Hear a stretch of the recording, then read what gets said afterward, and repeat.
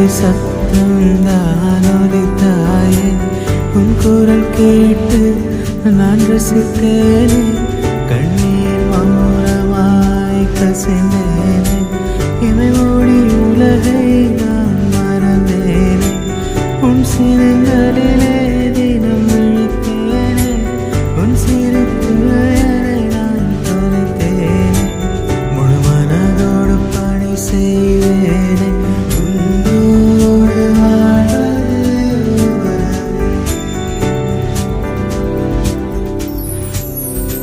உனக்காக வாழும் ரசிகனே.